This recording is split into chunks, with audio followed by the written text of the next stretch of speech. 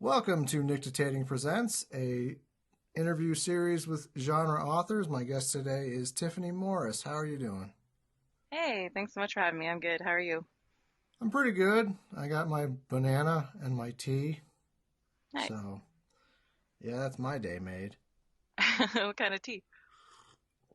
Just black. Ah, Pretty boring. There's nothing even in it. But that's not why we're having this conversation. Um, so, well, I mean, the book isn't out for at least a year, so it's a little early. But Tiffany is going to be doing a book with NICTITATIng, a book of poetry. And she currently has a book called Havoc and Silence that is available from, who put that out? uh, molten molecular minutia. Nice alliteration. Yeah, MMM. Yeah. Um, and you might have another poetry book soon-ish. Yeah, I'm not sure the exact date. I'm guessing sometime next year, but it's folk horror poems. I think we're sticking with the title Women of the Wormwood, and that's coming out with Demen. I think that I'm pronouncing that correctly. They do the short, sharp shock series. Okay, Yeah. nice. I'm excited for that one. Yeah, I think it'll be pretty cool. There's a lot of different stuff going on in it, lots of code switching between Mi'kmaq and English. So, Nice. yeah, something new for folk horror because I haven't encountered that before. Yeah. So I guess we could start with that. So you are Micmac. Am I saying that right? No, I figured well, not. that's just the old school pronunciation. So now we say it like in Mi'kmaq, so it's Mi'kmaq. So it's more like a G almost. Yeah, Okay. the old school was Micmac, and that's what we called ourselves, but kind of Yeah, I mean, I'm decolonized the very language. white, so the way I say it is like Big Mac. Um, Yeah, well, like you've heard of us, great. Indeed. So I don't want to get like too personal about that because, like, I don't know. That's your thing. You grew up that, so. Yeah, and I'm trying to learn the language a bit at a time. And part of my strategy for doing that is to write poetry in it. Because I was like, if I wait to be fluent, I'm never going to do it. So it's a way of like Right. building vocabulary and seeing how it gets used. That's how I am with Gaelic, except much, much, much slower because every 2 years I'll be like, maybe I'll have a title in Gaelic. And then I won't end up writing the story. So, Yeah, well, I'm part Scottish too, so I would love to include Scottish Gaelic in this, but I just don't want to get too confused between learning two languages that are right. Yeah. very I mean, different I from think English. it's even having one other language is enough. It's gonna alienate enough people, so that's fine. Indeed. Um, and you have a number of things. You probably can't talk about all of them, but I know you have a Nightmare magazine poem coming out Yeah. soonish. I think that's next month. Nice. Yeah, and that's another one that's kind of folk horror, code switches between Mi'kmaq and English, um, is about the devil and different lore I've heard about the devil, and him kind of just like showing up on the res was a ghost story that I heard, which was pretty cool. Yeah, it's pretty sick. hmm Um, so I usually ask everybody this, but like, when did you start thinking about writing poetry for publication? Because I don't like to go far enough back to when did you start writing? Because hmm for most people, that's often like high school. Yeah, oh God, I think I was like a child being like, I'm gonna be an author. Um, Oh, well, you're one of those. Okay. I was yeah, a late bloomer. I didn't know what the hell I wanted to do. yeah, For like years, I was like skateboard videographer or rapper. nice. And then about 22, it was like, oh, maybe I could do screenplays. And then very quickly, I was like, no, not yet. Yeah. Yeah, I mean, I've thought of other things too. It's not been a clear trajectory, but I sent out my first poem for publication, I think, in 2010. I've Okay. been at it a while, and I rage quit it a couple times just because it's a pretty tough market to be in, and it took me a while, I think, to actually find my voice and what I wanted to do, and especially with horror poetry. Yeah, because we talked about this off air, but that's still a thing of like, what do people want? Because like with a horror story, you like might have a clearer idea, but poetry is just like raw essence, so I imagine that can be tricky to navigate. Yeah, I've been thinking about this a lot actually, because I'm giving a workshop on Sunday, so it will have come and gone by the time this goes to air. But yeah, Well, yeah, probably. yeah. If it hasn't, come join me. It's on Eventbrite. Um, yeah, I've been thinking a lot about like those spaces between what makes something genre poetry and what makes something just non-genre poetry and what it means to be speculative. And I think that some of my stuff doesn't actually come across as straight up horror, especially if No, not really. yeah, I'm not always dealing with like blood and gore and violence and objection. Like I'm dealing with kind of existential dread a lot of the time, feelings of alienation from nature and from the divine, and that's kind of stuff I like to write about in general, climate grief, all that jazz. So yeah, it's fun to use horror conventions to explore that and the different tropes and motifs, but I've just been thinking a lot about where it gets tangled and where it separates. Yeah, I mean that's interesting because I wonder that sometimes too about horror fiction because the line is so nebulous. Like you might get somebody like Dan Choen who does something like Ill Will, which some would call a thriller, but I think it's just a horror book. But it's marketed as like thriller lit. And then like a lot of what Joyce Carol Oates does, not the horrors on her Twitter. I mean, this is just her actual writing. A lot of that, it's marketed as like literary, but it's like Zombie's a horror book. That's not like it is literary, but I don't think it's lit fiction. Yeah, I mean, I think sometimes it's just because of the general denigration of horror that people are like, it has to be literary because it's good. And it's just like, well, lots of horror literature is good. You Well, know? it's like the term elevated horror we've come up with recently for like the A24 set of films. Mhm. And it's like, oh, you just mean good character driven horror. Right, yeah. But like it has to be elevated because it's like, well, regular horror is that Jason crap. Yeah. It's like I like it and I'm a genius, so it must be something better than that. Yeah, basically. Yeah, it's kind of silly. But I guess some of these two are kind of commercial distinctions for people, and I think that it's important to know what you're buying, but also to not let it define what you're creating. No, I mean that's true. It's tricky.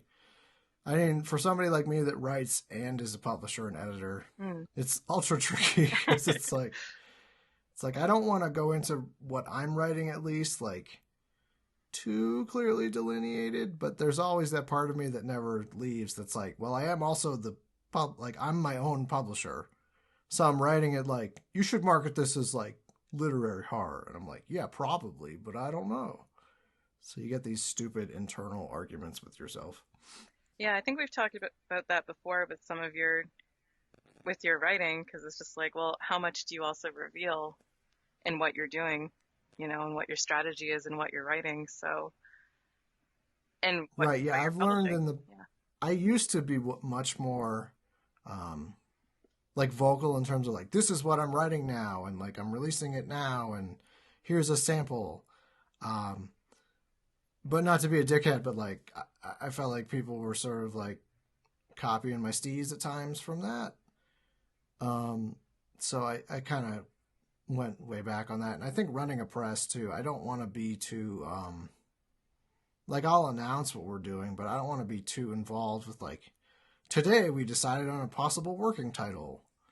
Like I'm more like when the book is done, the book is done, and you'll get it.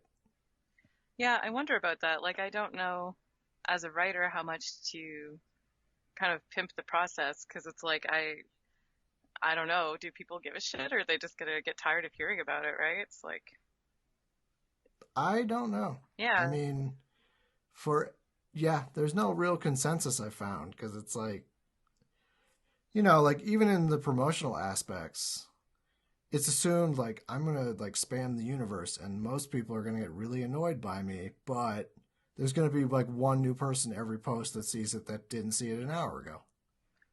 Yeah, and it like, I have a squirrel brain, so I get easily distracted and I mean to do things, I mean to buy things and I forget. So someone telling me about their process gets me excited for the work, and then if they share once it's out, then I'm like, right, I wanted to read that from that person. So I guess it's helpful to some extent, but I think that there may be an impulse to build hype by sharing, like you said, like every detail of the process, and I don't think that's necessary. Yeah, I mean, also my style with the press so far has been I haven't had time to fine tune it, but I did find that when I did Screaming Creatures, I call it Beyonceing it. So I just like when it was done, I did the cover reveal and the announcement and the like links to the book that you could buy at the on the same day. Right. And people tended to respond to that. I think because like especially in the current age, like dude, if Netflix can't really announce a thing ahead of time and make people care, like how am I going to do it? That's a really good point. It's kind of like the Netflix model. A little bit. I mean, I just go off of like I think of it like in terms of momentum. Hmm. So like, yeah, if you're a bigger author or if you're a bigger press, sure, you do your pre-order so people know about it ahead of time. But if you're like new, effectively, I feel like what happens if you pre-promote is going to be all of your momentum is in those first announcements, and the longer you have to wait before they can get a physical release or like an ebook, like your momentum kind of wanes. But I don't really know. I mean, that's just me guessing, to be honest. Yeah, well, I mean, whatever works. I it worked. I mean, it works for Beyonce because she has a wonderful cult. Right, that's the other thing though. It's like it works for Eminem and Beyonce and all these huge people because they're fucking huge. Yeah, So I don't know, maybe split the difference. But again, what I'm learning about publishing is that most people, I think they just make it up as they go. yeah. There's no set rule book, which sucks. I mean, Yeah, but that gives you room to play and innovate and, do all those things. I do look forward to the day when like there are a bunch of other books out from the press, not from me, Hmm. because I feel sort of cheesy being like, "Here's my press. It's mostly my books." Right. More to come, I promise. Yeah. But yeah.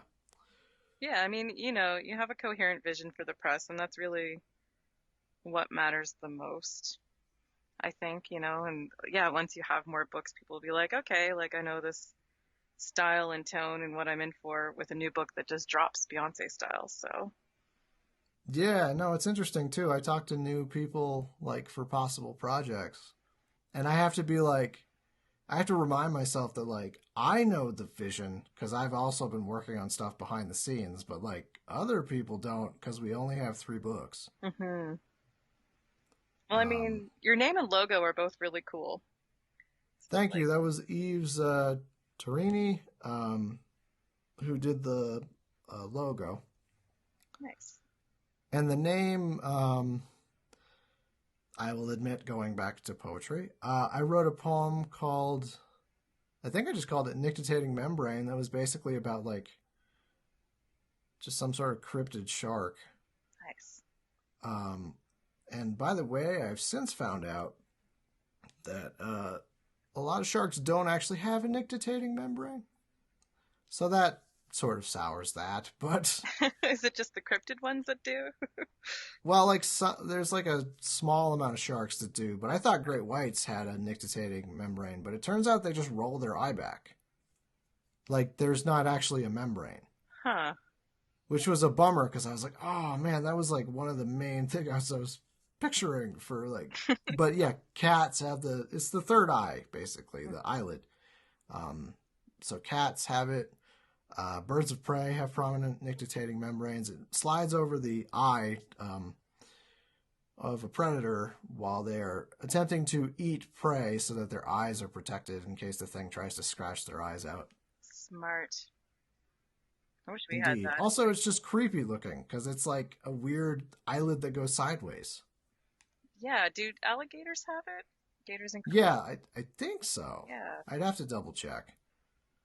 Um, and I had, like my first press name was McMahon Beast Books, but that was more like of a tongue in cheek. Like I very shortly debated, oh, I could put other people out, but I was like, no, not under McMahon Beast Books. Like that's a joke. Like Right. it's based off my old AIM screen name from fucking college, which was Sexy McMahon Beast. And I literally, for some reason, people liked it so much at parties. They would be like, McMahon Beast. And I'd be like, please don't call me by my screen name.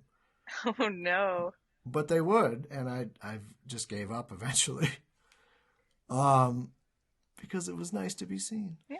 No, but yeah, that was just for Too Late and my first novel, The Demon, because I was like doing that thing of like, it's not self-publishing if there's a press title on it, Mm-hmm.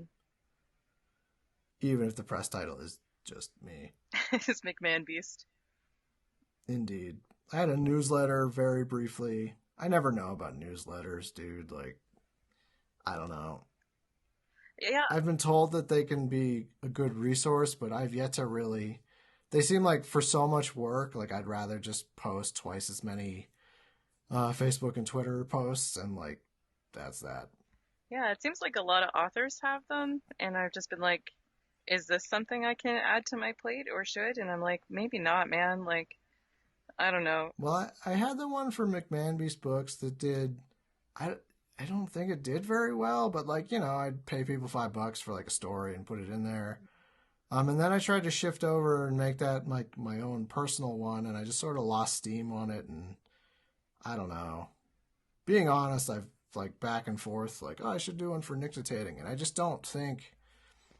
I saw the stats, and I saw the first one, it was like 30 people or something, and then you can see how many clicks there are. Hmm. So by like the second or third, I could see that the clicks dropped down to like 5 or something. So it was like, what? Like, dude, I already get ignored enough on social media. Like, do I really want to be doing extra work on a newsletter to get ignored? Right? Yeah. But yeah, it is one of those things of just like, it's just an added, like, do you want to spend an extra hour per week trying to do a newsletter? Like, I think if you have a large audience, it probably works, but it's that catch-22 of like, well, if you had the audience, you might not need the newsletter. Right, that's true too. I guess it's probably helpful for like if you're having multiple new releases to be like, these are our multiple new releases this month, and these are the ones that are coming up. But if you're putting out a few titles a year, then a newsletter doesn't totally make sense. Yeah, I mean, probably not. But I don't know. Again, I'm new at this, so. Hmm. Yeah, and it's weird. I don't know. It seems like there's a lot of contradictory information out there, so it's just like you just have to do what feels right, I guess. Like there's a certain level of intuition and knowing your authenticity. Like, Yeah, I mean, a lot of it I think is just balancing like economics with like time and energy. hmm. Yeah, I mean, to some extent, it just seems like a tool of legitimacy, which is pretty much why I have a website because I constantly forget to update it just for my author work. And when Right, I was yeah. doing sensitivity reading, it made sense to have it there because there weren't a ton of databases and stuff. Yeah. But that's since grown, so I mean, and I'm not doing it anymore anyway, so. Yeah, I mean, I don't know. I've had a long storage histories with websites. Like I had my Twitter screen name. I actually had SpookySean.com for a while. Nice. Um as like more of a blog, and like it was fun, but like I got to the point where I was like, cool, so when people Google my name, it's SpookySean.com, and like I found it sort of limiting. Even though I am primarily a horror author, I just found it like, I don't know, like sort of it felt like it was pigeonholing me. Like I couldn't do anything else because it was like, well, but your website is Spooky Sean. Right. That does have a fun So, cadence though, SpookySean.com. well, that's why it's still my Twitter and my Instagram. Right. But yeah, I got rid of that one, and then I did SeanMThompsonFiction.com, which is like far too long, first of all. Hmm. But if you look for Sean M. Thompson, obviously that's taken.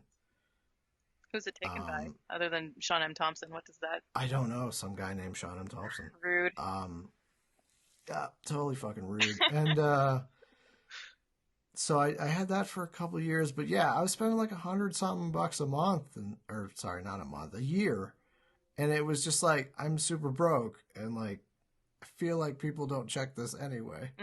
That's crazy. That is not how much I pay for my website. I just wouldn't. Oh yeah, I don't want to see. I don't want to say what site it was, but yeah, they're a little overly expensive. Yeah. I mean, I think if you go to my link tree, there is actually still a personal website, but it's got this insano like Wix dot. Well, I just said it. Wix.com/ blah blah blah blah blah. Like, and that's why it's under the link tree, so you can just click it that way. oh, And so I still got all the content that way because I didn't want to just get rid of it. But should I get a link tree? Maybe. There's some cool I stuff like coming it. up. Yeah. I mean, this is what people came here to listen to. Yeah, totally. It's fascinating. Um, no, I love it because it's like I have all these links. I mean, fucking obviously.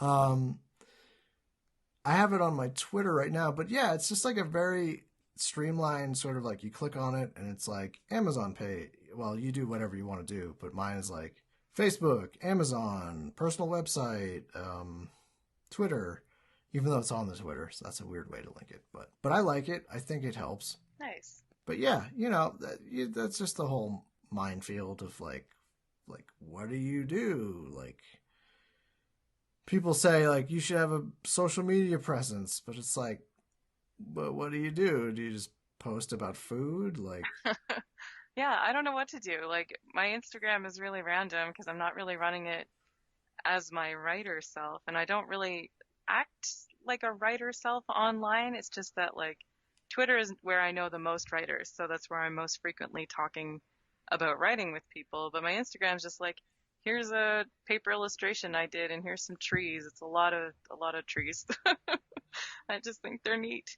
It was just like, I don't know. I don't even know how you yeah, use I Instagram for mean, I'm running networking. into this with just I have an Instagram now for NICTITATIng, hmm and I don't, obviously I post about the books, but like other than that, it's like, well, normally on my personal Insta, I just post like memes and cats and shit. So hmm I've been sort of doing that, but I'm like, am I supposed to do this? I don't know. Yeah, I don't know how to do anything. So if you came here for advice, I don't have it. That's fair. Yeah. Twitter's been great for finding other writers and like projects they're associated with or excited about. I think it's generated some sales for my chapbook, but again, like I just don't really know how to do it. Yeah, I mean, I think the sad reality is if you actually look behind the scenes, like you can pay for Twitter followers and like you can boost posts based on like, oh, pay $50 and this will be, and then it's the same thing with Facebook. So like I wonder nowadays too, I'm like, how much of this is like legitimate momentum and how much of this is like you drop $200? Yeah, and like this is where some of my own personal political philosophy comes in too, because it's like I don't want to give too much of my identity to an algorithm, right? And I don't want my sense of my own value of my work to be absorbed in algorithm. And I think it's Right. very easy to do that when you get obsessed with the numbers. But I mean, they know that they, at least with Facebook, intentionally boost posts that will make people feel bad. I mean, hmm this is simplifying it, but yeah, basically, like the shit that will make people feel like I'm inadequate, they boost so that you read it and feel inadequate and want to buy things from their site. Oh, late stage capitalism. I mean, that's how advertisements work most of the time. It's just Yeah. like, you're not a man. Like, buy this deodorant, you not man. And then with women, it's like, you're gross. Buy this makeup. Like, Yeah. I don't know. Cover that face for the sake of Or humanity. it'll just be like the euphoria of like, oh my god, makeup, and then they're like semi euphoric, sort of like, wow, like I feel like that was some makeup, but not all, I will admit. The worst right. car commercials, though, because they're just like, your entire sense of freedom is rooted in this product. And it's just like, yikes, I man. know it's always like, you're a slave, buy our car, and be on. And it's funny too because now that I live in New Mexico, like around the desert, it's like so many car commercials. It seems like they just film around sort of like the mountains of the desert. Mm, So I'm just like, I think I recognize that right there. But if you actually drive those roads, it's like there's fucking nobody there. It's not freedom, it's complete isolation. Yeah, well, it's interesting, right? Like I think about this stuff a lot as someone who's kind of like eco horror and eco criticism adjacent in the stuff that I write and write academically. It's like we're constantly thinking of nature as this other place and not something that we're constantly enmeshed in. And cars help you get to that place and ignore the place where you live. You know, you're Right. getting to that perfectly curated idea of wilderness that they show you at a car commercial. It's just nowhere. Yeah, no, it's true. It's your freedom to get nowhere, Um, just like capitalism. Basically, yeah. Yeah, good old late stage capitalism. So, admittedly, I'm at a little bit of a loss because normally when I'm talking, well, I mean, not so much of a loss. I was going to say, normally when I'm talking with people, they primarily operate in short stories or novels or novellas. Hmm. I know you do write prose, though. Yeah. I just had Um, a story come out in Apex, their Indigenous Futurists issue. nice. So, is there one you, I guess it's sort of a silly question, but is there one you prefer between prose and poetry? Oh, well, there's, I mean poetry, short answer. Okay. But long answer, I do really like prose. Working with my thesis that I've been doing in the past year and a half got me thinking prosaically again. So I've been writing horror short stories and some sci-fi short stories, and I like what that can do. It just takes me a really long time to do it Yeah. because I'm like, this isn't a story, this is just a series of images because it's easier to get away with that in poetry. So I'm like, I have to add Right. Yeah. plot and character to this to make it coherent. So yeah, I like the limitations of poetry and I like the expansiveness of fiction, but I find the expansiveness much more challenging, which people usually say the opposite. Yeah. I don't know. I mean, I started like before I had written scripts or stories or novels or novellas, I was writing poetry. Hmm. Like I was just always one of those kids. Like I remember being 12 and they'd be like, write a poem. And I'd just like bang one out in 5 minutes. Like, oh yeah, okay. Nice. And I'd watch like everyone else in class, like still writing and struggling. And I'm just like, it's like a poem. Like that's not hard. So That's how I feel too, but a lot of people say like they could never write a poem. I'm I like, guess it's just if you're wired that way, it works. And if you aren't, you aren't. yeah, I'm like, write a story and then boil it down to images and try to make it less of a story. And they're just like, what? It's like, okay, maybe that's not good advice. But to me, like, I've done that. I've had something that started as a story, and I'm like, this doesn't work as a story. Let me make it a poem. And then sometimes it doesn't work as a poem, so then I revert it from poem back to story, but it's a different one. Yeah, I will admit I've had a weird trajectory with poetry because, like, I've had a modicum of success with novellas and a novel and short stories in various anthologies. But I've had poems published, but I don't know. Like, I had one published in a Planet X book that was called Pie Town. I think it was like a carnival themed anthology. Okay. And, like, I legitimately liked the poem. And then I don't know. I feel like I had one other published. Oh, Clash on their site before had one I wrote called Tap Water that was more like it wasn't horror. It was just a poem. Hmm. Um, but it is sort of this thing of like I'd like to get more poems published, but then I'm like, well, I know short stories, and I at least have a grasp on like roughly what the markets want. But like I just have no idea with poetry. Yeah, it's weird with poetry because, well, with genre poetry, there are fewer outlets for it. Right. With regular poetry, it's kind of very expansive and like a lot of different things you can just find, especially if you don't want to get paid, but I think everyone should get paid for their work. So, Well, yes. I mean, I should also clarify I need to get paid. yeah. I'm not going to do it for free. No, no, nor should you. But yeah, like horror Oh poetry, no, if I wanted to just get poems published, I could just do a bunch of free ones. yeah. But I don't want that. And I mean, people do that. When I was a teenager, I made zines a lot and I would just give them out for free because I'd make them from a single page of copy paper. So it was like, it was worth it to me, you know, just spend money on it and send them out in the world, and that was that. But Yeah, I that's a mean, fun like, project. I mean, this is yeah.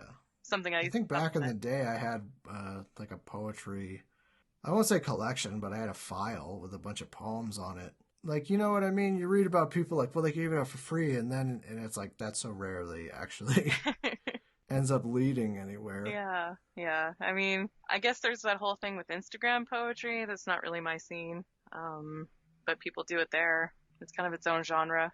And I remember some Yeah, Tumblr I don't poets know, did man. that. There's also blackout poetry, which I don't know. Like, more power to people that do it, but I just don't have the desire really. Hmm. I find it really good for kind of generating ideas and interesting images. Sometimes I'll just scan a page to see like, ah, that's a cool word. How can I incorporate that into a poem? Or like found poetry, where you take something that isn't necessarily poetic and turn it into a poem. I did that with some Sweet Valley High books, actually, for a micro chap that came out with Ghost City Press. Oh, nice. Yeah, I guess my thing also is as a publisher, I know how much work goes into the books, so Yep. I'm like, I'm not taking a marker to this. Right. And also, like, Like, yeah. I spent 40 hours on this fucker. I'm not putting marker in it. And, you know, to publish a blackout poetry collection, if you're scanning the pages, I mean, I imagine that's really costly to reproduce because it's all images. Yeah, actually, I didn't even think about that. Which is really cool. It can be used to really cool effect, but I mean, if I were a publisher, I'd be like, maybe this can be ebook only because this is really complicated and expensive. Yeah, I mean, it is. Um, so you said you know, have written like literary poems, you've written horror poetry, um, science fiction stuff. Like, when did you start getting into like horror and sci-fi and sort of darker genre stuff? I was always into it in terms of like consuming the media, and I'd actually written way back at the start of like zombies reemerging into popular culture, so like Yeah. 2005. I wrote a one act play about a zombie invasion and just like people hunkered down, trying to survive, grappling with existential questions. I don't know if it was any good. It's been long lost to the sands of time, but um, yeah, I was really into zombies for quite some time in the early 2000s, and then I got sick of that and just started kind of playing with some other stuff. I can't remember. I think my first horror fiction I had published was actually a young adult story that was in a Halloween anthology, and it was based Okay. on some local lore that we had in one place I lived as a kid. There's like all these woods around and this really spooky path, and it led to the water where a woman I think had drowned herself waiting for her husband to come home. Jeez. Yeah, I don't think it really happened. But you know, kids make that Probably stuff up not, and but yeah.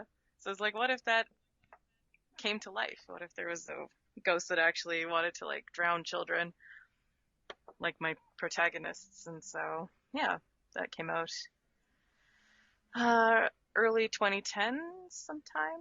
I don't remember okay. exactly. And then I just kind That's of took it around from when I there. first started getting published. Mhm. But granted, I had to learn like you know, like a lot of people. I did a lot of contributor copy only stuff. So it'd be like, cool, I got this published, but I don't get paid, but I got a book, and Yeah. I did that like 10 times before I saw somebody on social media posting like getting paid is less about the money and more about like people will take you more seriously, and it's like, oh. Yeah, I think I had a similar Um, experience. It's just I think most people do because initially all you want to do is get shit published and you don't really care, and then eventually you wise up and you're like, yeah, I should be getting paid though because I'm putting work in. mhm. But yeah, I did one called Ronnie Reaper's Roadkill Cafe and Ronnie Reaper's Creature Features. Probably not the well, actually, one of those stories ended up in Too Late, Stranded in the Storm. So that one was all right. The other one was kind of a mess. Nice. I try not to reread my old stuff, even just like as soon as it's published, I'm like, I'm not Yeah, I rereading don't that. try to. I don't read it. I just have on the bookshelf next to me. I intentionally have it from right to left, from oldest to most recent thing I've had published, so I can actually look and see, like, oh wow, like I'm a bit more legit now. Nice. Yeah, That's a smart way to do it. I just have it, my brag shelf, just like, I don't know, haphazardly organized next to other books. I'm a bit OCD too, so I'm like everything has to be in order. Right. I Yeah. don't know if it actually even is though, because I think Terror in 16 Bits came out after Hate from the Sky, but I got it Hate from the Sky in the order after Terror, so Okay. who As long knows? as it makes And sense to you, man, that's all that matters. it does. So you've been in a number of markets. I don't know where I was going with this. Like, you seem like you've had more recently, or is that just me? Yeah, I think so. Well, I started on this thing where it's like for every response, I send something out. So regardless of whether it's an acceptance or rejection, if I get a response from a market or a publisher, then I immediately send out something else. So Okay. it kept me, it's a really good practice. It keeps me from going So stagnant. what do you mean? Like, even if you get a rejection, that means like they responded, so you send them more stuff? No, I send it to a different person. So I'll send the rejected piece. I'll take a look at it and see what needs editing, send it somewhere else if it's appropriate, or I'll just take that as a signal to be like, right, I should submit something else somewhere else. Okay. Yeah. So it's good. It kept me consistently submitting to things and writing and editing and being in it. 'Cause like, I don't know, man, as someone who like has PTSD and other mental health issues, it's like I get distracted easily and it's easy for me to just like lose track of time. And Yeah. then suddenly it's been 2 months and I haven't submitted anything or written or edited. And it's like, shit, like, am I a writer? I'm going to do this.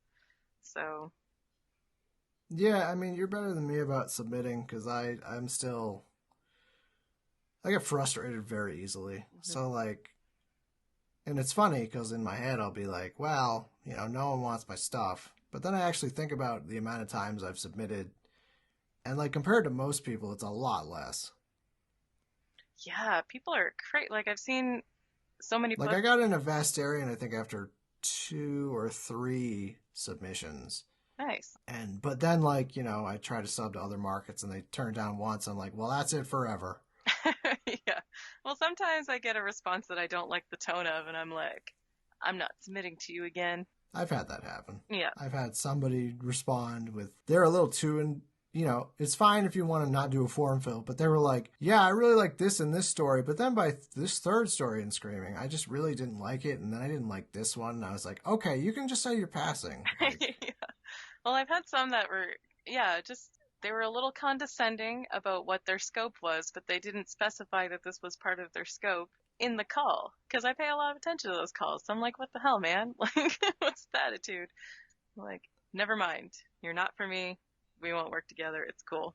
Best of luck.